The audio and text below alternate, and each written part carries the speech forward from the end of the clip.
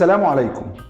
النهاردة هنشرح بالتفصيل كل القواعد التي تخص تحليل الكلمات إلى مقاطع صوتية. قبل ما نبدأ في الدرس ده لازم نفرق ما بين حاجتين مهمين جدا، هما تحليل الكلمات إلى أصوات وتحليل الكلمات إلى مقاطع صوتية. تحليل الكلمات إلى أصوات بنحلل الكلمة إلى حروف منفردة كل حرف لوحده مهما كانت حركته. أما تحليل الكلمات إلى مقاطع صوتية له 7 قواعد إن شاء الله هنشرحهم في الفيديو دوت، وبعد ما تعرفهم مفيش أي كلمة هتبقى صعبة عليك في تحليلها إلى مقاطع صوتية. تعالوا دلوقتي نعرف إزاي نحلل كلمات إلى أصوات أو إلى حروف، يعني كل حرف لوحده. كلمة صوت عند تحليلها إلى حروف منفصلة أو أصوات بتكون هكذا: الصاد، الواو، التاء. وكذلك كلمة أمي عند تحليلها إلى أصوات أو حروف منفردة بتكون هكذا: ألف، ميم، ياء. المهم في الدرس ده بقى هو تحليل الكلمات إلى مقاطع صوتية. بعد الفاصل هنشرح ال7 قواعد اللي هيخلوك تتقن تحليل أي كلمة إلى مقاطع صوتية مهما كانت صعبة. خليكم معانا.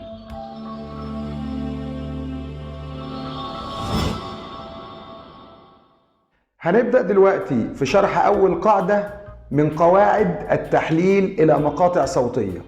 القاعدة الأولى: إذا كانت الكلمة تحتوي على فتحة أو كسرة أو ضمة فقط، عند تحليلها إلى مقاطع صوتية بيكتب وينطق كل حرف فيها منفرد، مثل كلمة لاعبوا. اللام مقطع صوتي، والعين مقطع صوتي، والباء مقطع صوتي. وكذلك كلمة يده، الياء مقطع صوتي، والدال مقطع صوتي، والهاء مقطع صوتي. القاعدة الثانية: إذا كانت الكلمة بها مد بالألف أو الواو أو الياء بيكون حرف المد والحرف الممدود مقطع صوتي واحد، زي ما وضحنا في شرح المد في الحلقات السابقة.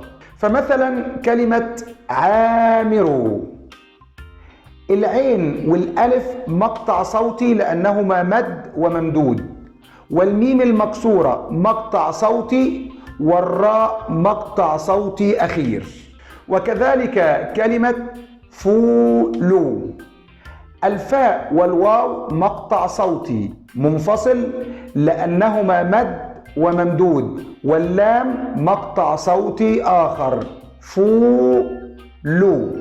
وكذلك كلمة نيلو، النون والياء مد وممدود، فعشان كده بقوا مقطع صوتي واحد، واللام مقطع صوتي منفرد، فقلنا نيلو.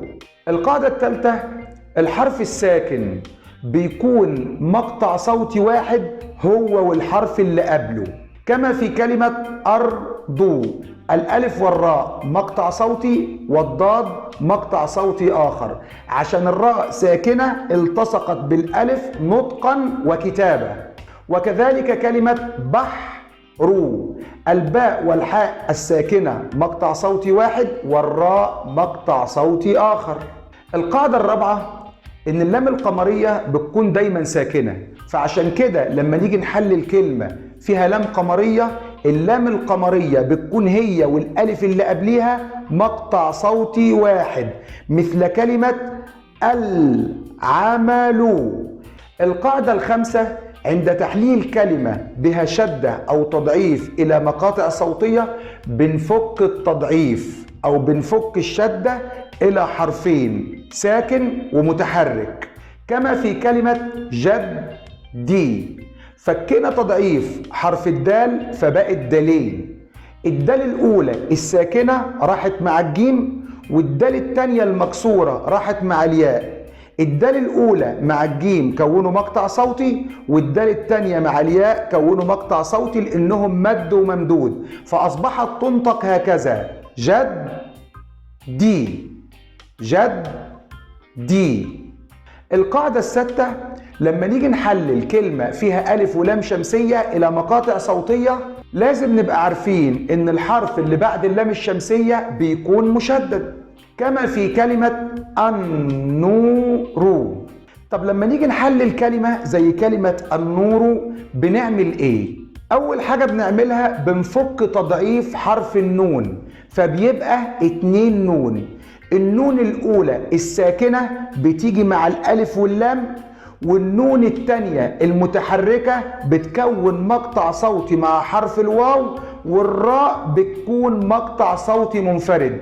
فبننطق الألف واللام والنون مقطع صوتي واحد، والنون والواو مقطع صوتي آخر، والراء مقطع صوتي أخير. فبنقول أن نو رو. سابع قاعدة في تحليل الكلمات إلى مقاطع صوتية هي تحليل كلمة بها ألف لينة إلى مقاطع صوتية. يعني إيه الألف اللينة؟ الألف اللينة هي عبارة عن ياء تكتب ياء في آخر الكلمة وتنطق ألف، كما في كلمة رد وسلمى. في هذه الكلمات كتبت في آخر الكلمة ياء ونطقت ألف، فتسمى هذه بالألف اللينة. لما نيجي نحلل كلمة فيها ألف لينة زي الكلمات دي بنعمل إيه؟ الألف اللينة اللي في آخر الكلمة بتبقى هي والحرف اللي قبليها مقطع صوتي واحد. زي لما نيجي نحلل كلمة رضوى، هذه الكلمة بها ألف لينة، بنحللها إزاي؟ الراء والضاد بيبقوا مقطع صوتي واحد عشان هم ساكن وما قبله، والألف اللينة اللي هي الياء وما قبلها مقطع صوتي آخر. يبقى لما نيجي ننطقها بنقول إيه؟ رد و. في بعض الكلمات الصعبة اللي معظم الناس بيسألوا على تحليلها زي لفظ الجلالة الله. الكلمة دي بنحللها إزاي؟ الكلمة دي فيها لامين، اللام الأولى شمسية واللام التانية مشددة. بننطق الألف واللام الشمسية واللام الأولى من اللام المشددة مقطع صوتي واحد زي ما انتوا شايفين، واللام المتحركة التانية مع المد بالألف مقطع صوتي آخر لأن في مد بالألف بعد اللام المتحركة التانية، والهاء المربوطة مقطع صوتي أخير.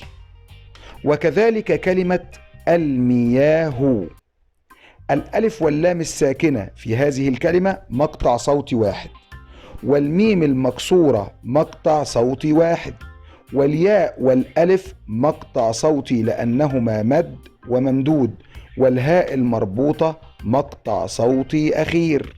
أما كلمة الليل بيتم نطق الألف واللام الشمسية واللام الأولى الساكنة من اللام المشددة مقطع صوتي واحد، أما اللام الثانية من اللام المشددة مع الياء الساكنة مقطع صوتي، واللام الأخيرة مقطع صوتي. وتحليل كلمة اللحم الأخيرة هو نفس فكرة تحليل كلمة الليل، عايزك تعتمد على نفسك وتحللها.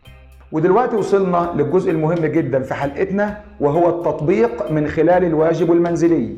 ابدأ حل الواجب بتاعك بنفسك، وأي استفسار هساعدك فيه من خلال التعليقات. السؤال الأول: حلل الكلمات الآتية إلى أصوات أو حروف منفصلة.